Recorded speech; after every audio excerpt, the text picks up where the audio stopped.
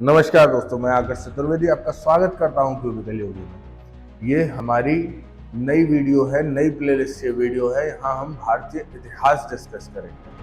अभी तक हमारी एक प्लेलिस्ट चल रही है भागवत गीता की, उसमें 3 अध्याय हो चुके हैं।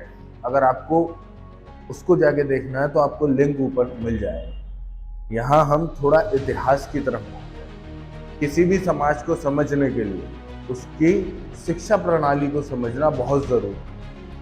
अगर हम अपनी वैदिक सभ्यता, वैदिक इतिहास और प्राचीन भारत को समझना चाहते हैं तो हमें उसकी एजुकेशन सिस्टम को समझना पड़ेगा। आप जब एजुकेशन सिस्टम को समझ जाएंगे प्राचीन भारत के, तो आपको समझ आ जाएगा कि हम इस समय क्यों यहाँ खड़े हैं जहाँ हम खड़े हैं। जो समस्याएं हमारे समाज में हैं वो क्यों हैं। उसकी वजह यह है कि पौधारोपण से लेकर और उसको सजोने और सींचने तक हर चीज में गलतियां होने लगी। जैसे एग्जाम्पल के लिए आपको बता देता हूं कि वैदिक एजुकेशन में या वैदिक शिक्षा प्रणाली में रैंकिंग सिस्टम नहीं हुआ करता। आज रैंकिंग सिस्टम, और रैंकिंग सिस्टम 10वीं 12वीं या उससे ऊपर हो, उससे मुझे कोई समस्या नहीं है। और जब आप 7 साल के बच्चे को ये बताते हैं कि तू क्लास में लास्ट आया है या तू बस पास हुआ है, तेरी कोई रैंक नहीं आई, तो उसके मानसिक प्रभाव क्या पड़ता है ये आप किसी ने सोचा है? मुझे तो समझ नहीं आता जब 7-7 साल के बच्चों को ये बोला जाता है कि तेरी राइटिंग अच्छी नहीं है या तुझे रटना नहीं आता इसलिए तू गधा है, तू रैंकिंग में इतना नीचे आया, तो किसी को शर्म नहीं आती? या एक 7 साल के बच्चे को आप कहते हो तू फर्स्ट रैंक आया है, और उसमें घमंड का इतना बड़ा टोकरा लेके उसके अंदर डाल दिया जाता। उन बच्चों की मानसिकता को वहीं बदल दिया जाता है, एक दूसरे में भेदभाव उसी समय चालू हो जाता है। खैर, हम अपनी बात पे आगे बढ़ते हैं। वैदिक शिक्षा प्रणाली के बारे में आज बात करेंगे। तो आपको अगर मैं शुरुआत से बताऊं तो वैदिक शिक्षा प्रणाली की शुरुआत होती है मंदिरों से। छोटी उम्र में या छोटे स्तर पे मंदिरों में पुजारी बच्चों को पढ़ाए जाते थे। हर जिला, हर गांव, हर शहर में एक मंदिर ऐसा होता था जहां बच्चे पढ़ते थे, और जब उस लेवल से उड़ जाते थे तो वो बड़े मंदिर में चले जाते। मंदिरों का काम सिर्फ पूजा अर्चना नहीं था। अपने फ्री समय में, अपने खाली समय में पुजारी बच्चों को भी पढ़ाया करते। फिर आप सब जानते हैं, उससे ऊपर जाए तो गुरुकुल आ जाए। गुरुकुल का मतलब है गुरु का कुल, गुरु का घर, गुरु के घर के सदस्य। आपको अपना घर छोड़ के गुरु के घर जाके रहना होता था। गुरु के घर पहुंचकर आपको हर वो चीज अपने लिए करनी होती थी, चाहे वो खाना बनाना हो, चाहे वो अपना बिस्तर लगाना हो, चाहे और भी कोई आपकी जरूरत का सामान हो, वो आपको खुद ही ढूंढ के लाना है या मांग के लाना है या बनाना है। सेल्फ रिलायंस, आत्मनिर्भरता पहली प्राथमिकता थी शिक्षा की। फिर थी आत्मरक्षा, आपको मिलिट्री साइंस, आपको मार्शल आर्ट्स, ये सब सिखाए जाते थे। फिर वेद, उपनिषद, गीता। गीता तो सहारा होता था एक विद्यार्थी का। उसके बाद हर वो चीज सिखाई जाती थी, संस्कृत, एस्ट्रोलॉजी, एस्ट्रोनॉमी, इन पर हम विस्तार में बात करें। उसके ऊपर थी परिषद। ये अगर आप देखें तो गुरुकुल थे स्कूल, और परिषद थे कॉलेज। फिर थी विद्यापीठ, और फिर उनके बाद आते हैं विश्वविद्यालय। धीरे धीरे इन सब के बारे में डिस्कस करेंगे। आप इस चैनल पे अगर नए आए हैं तो इसको सब्सक्राइब करें, और बाकी की वीडियोस भी जाके देखें भगवत गीता की, आपको जरूर पसंद आएंगी, ये मैं आपसे वादा करता हूं। वीडियो को शुरू करते हैं।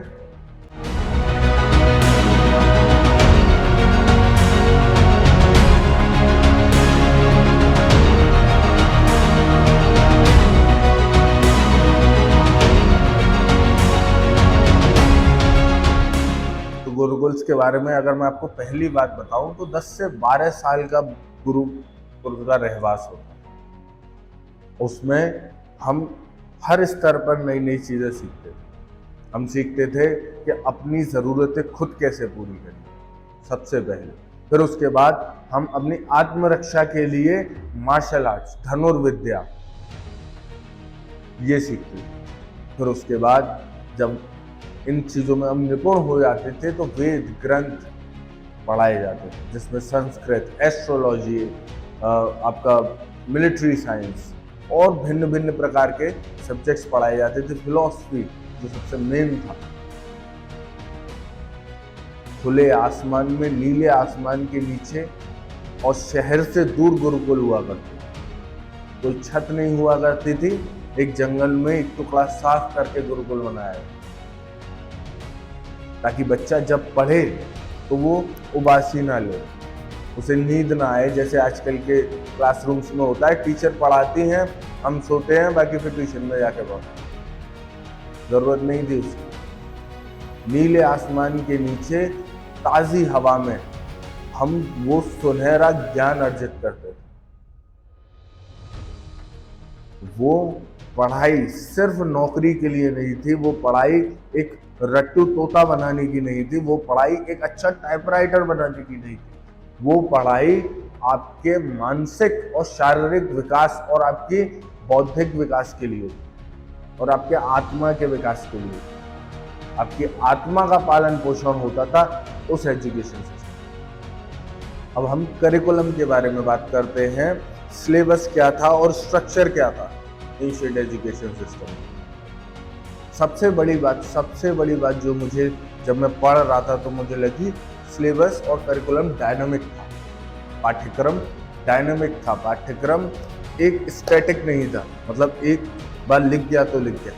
गुरु समाज को देखते हुए, माहौल को देखते हुए, हालातों को देखते हुए बच्चों को क्या पढ़ाना है उसका ध्यान रखते थे। हमारी तरह नहीं है कि 1947 में एक बार वो एनसीईआरटी लिख गई है और वो ही हम पढ़ते जा रहे हैं।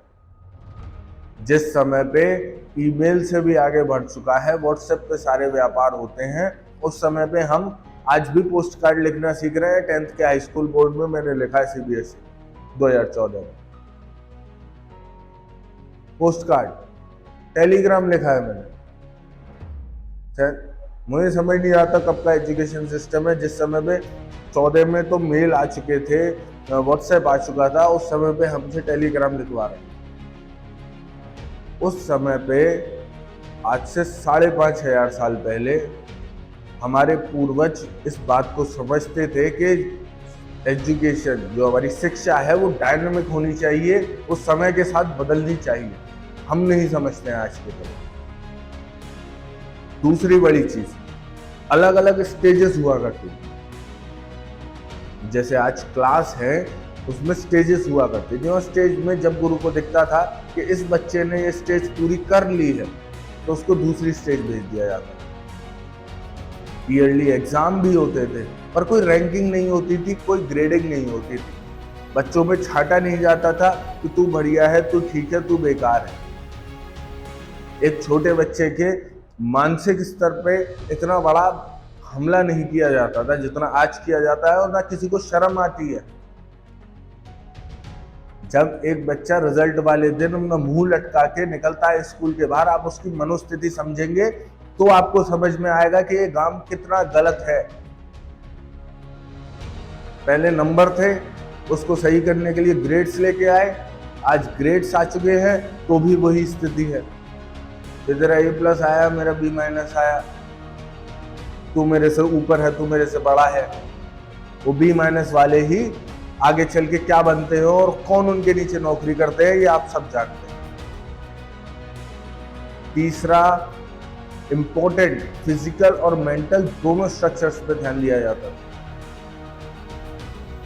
फिजिकल का मतलब सिर्फ ये नहीं था कि एक 8 पीरियड्स में से एक पीरियड फिजिकल का होगा और वो उतना काफी है। आत्मरक्षा से लेके, मार्शल आर्ट से लेके, क्रीड़ाओं से लेके सब काम किए जाते थे इस तरीके से कि गुरुकुल से जो बच्चा निकले उसका शारीरिक स्तर ये हो कि कभी वो परेशान ना हो, जो काम वो करना चाहे उसका शरीर आड़े ना आए।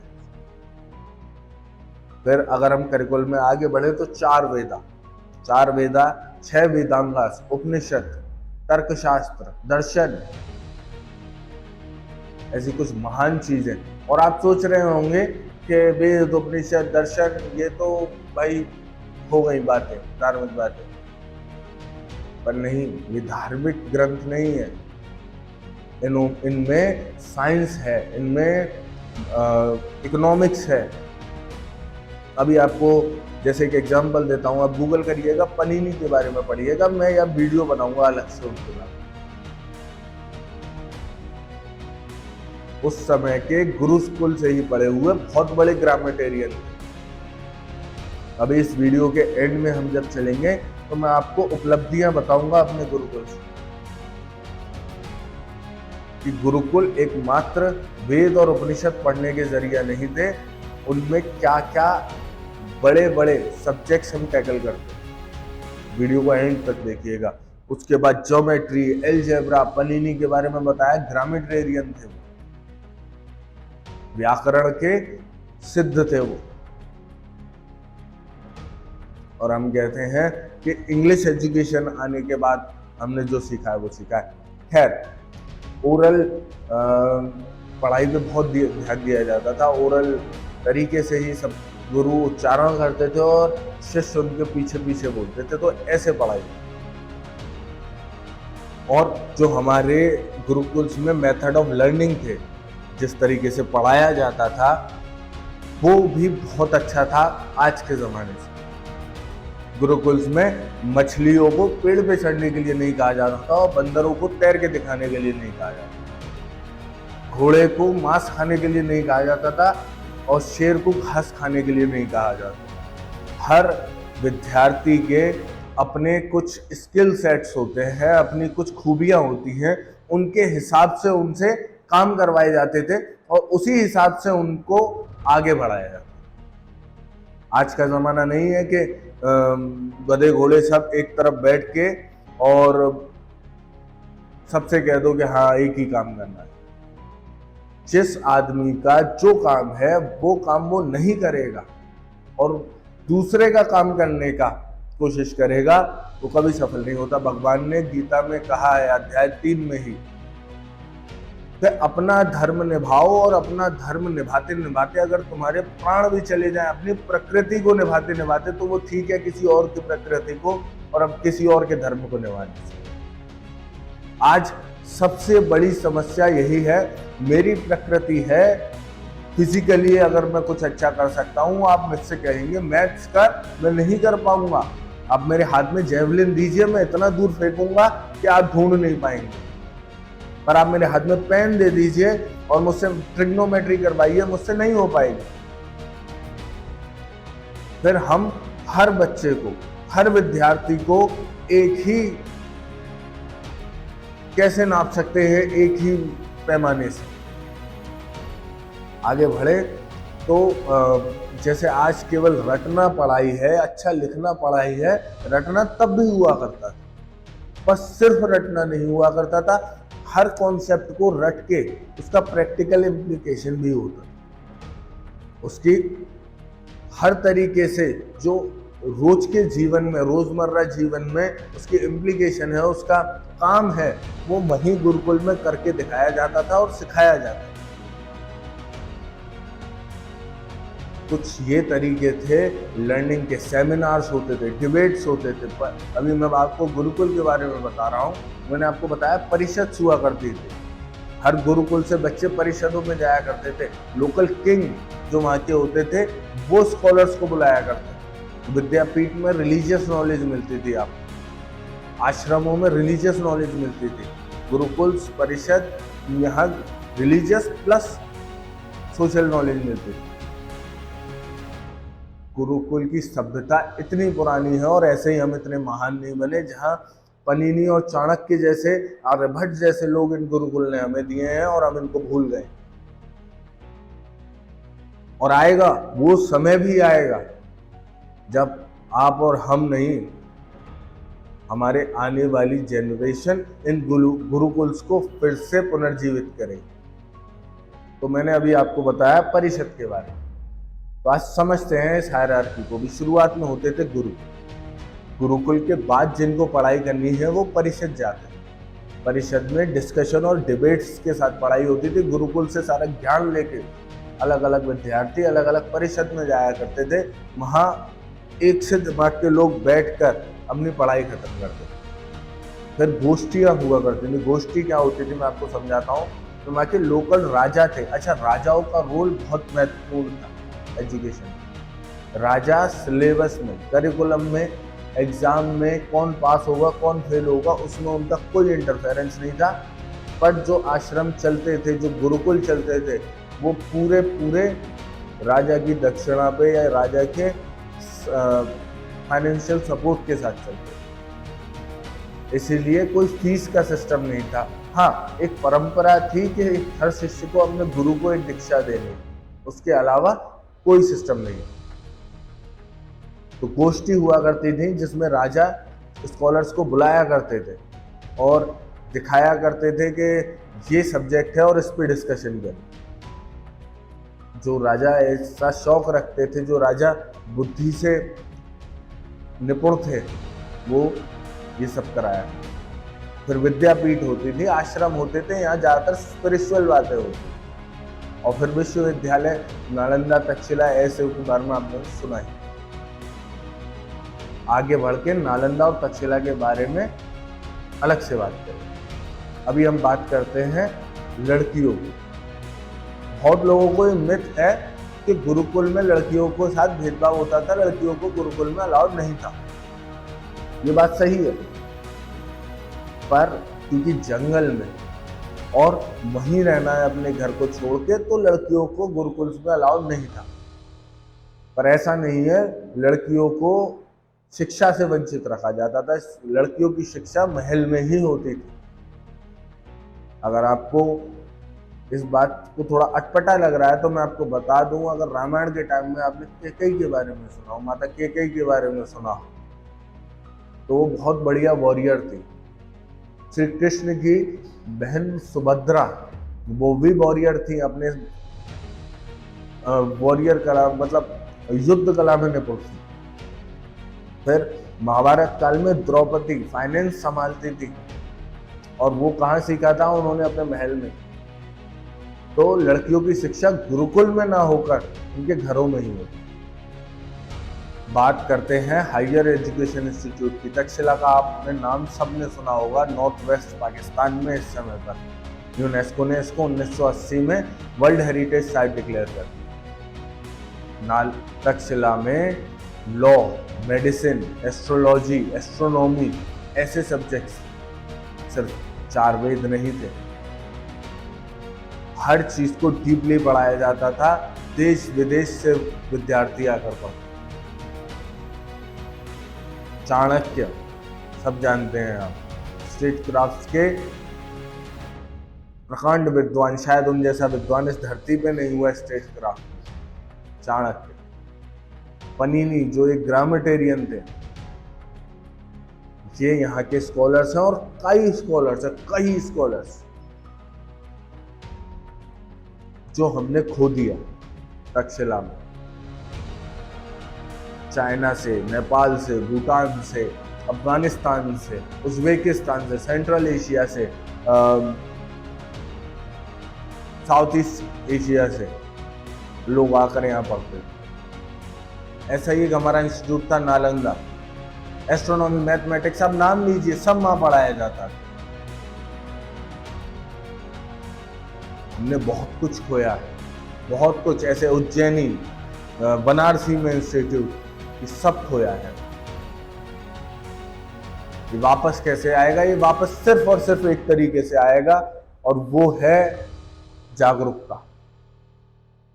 आप साइंस पढ़िए, मैथ पढ़िए, बायोलॉजी पढ़िए, सारे सब्जेक्ट्स पढ़िए, पर आप अपने तरीकों से पढ़िए। क्या गुरुकुल में, क्या नालंदा में आपको ऐसे सब्जेक्ट्स नहीं पढ़ाए जा रहे थे जो मॉडर्न इंग्लिश सिस्टम भी पढ़ाता है? क्या आपको लॉ नहीं पढ़ाया जाता था? पढ़ाया जाता था, पर एक एथिक्स का पार्ट भी था उसमें और फिलॉसफी का पार्ट भी था। इंग्लिश एजुकेशन ने हम लोगों की बुद्धि भ्रष्ट कर दी, तभी तो इतना भ्रष्टाचार है। हमें राइटिंग अच्छी करना और रटना सिखाया गया। ये दोनों एक क्लर्क की जॉब के एक मुख्य भाग थे अंग्रेजी काल में। आपको क्लर्क बना के छोड़ दिया, सरकारी नौकरी के आप पीछे भागते रहे। वो कल्चर आज तक चलता हुआ आ रहा है। जो हम डिस्कवरी करने वाले लोग थे, हमारे सुश्रुता आर्यभट्टा, हमने कॉन्सेप्ट दिया एयरप्लेन का, हमको क्लर्क बना दिया और हम बन गए। क्यों? एक मकौले अगर आप जानते हो, मकाले भी कहा जाता है बहुत जगह पे, तो मकाले को ये काम दिया गया कि हिंदुस्तान में आपको इंग्लिश एजुकेशन सिस्टम लाना। उन्होंने कहा मैं एक ऐसा एजुकेशन सिस्टम लाऊंगा जिससे हिंदुस्तानी रंग नाम इनसे ही केवल हिंदुस्तानी रह जाएंगे, बाकी टेस्ट प्रेफरेंस इंटेलेक्ट सबसे अंग्रेज हो जाएंगे। और क्या लाए वो एक ऐसा एजुकेशन सिस्टम लाए जिसमें सिर्फ और सिर्फ मटेरियलिस्टिक बातें हो रही, जिसमें नंबरों की दौड़ लग रही है। याद करिए, आपके चौथी और 5वीं क्लास में कोई टॉप मारा हो तो, और क्या फर्क पड़ गया उससे? 5वीं क्लास में भाई ये टॉपर था और ये क्लास में लास्ट आता था। आज उन दोनों को जाके देख लीजिएगा आप, मानसिकता में बदलाव कर दिया।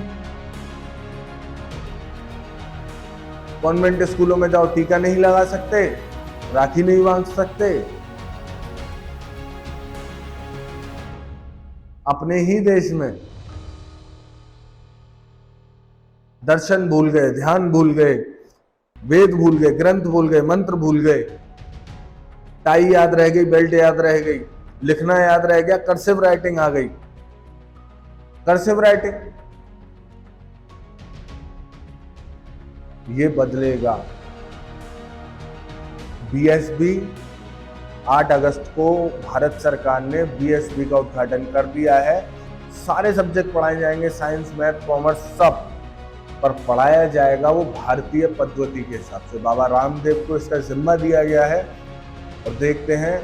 मैं आशा करता हूं कि हम सब हिंदुस्तानी मिलकर जब भी इस बीएसबी के स्कूल खुलना चालू हो जाएंगे, जब भी बीएसबी मान्यता देना चालू कर देगी स्कूलों को, तो हम अपने बच्चों को उन्हीं स्कूलों में डालेंगे जो हमारी संस्कृति सभ्यता की इज्जत करते हैं। जहां हमारी संस्कृति और हमारी सभ्यता की इज्जत नहीं है, वहां हमारे बच्चे नहीं पढ़ेंगे।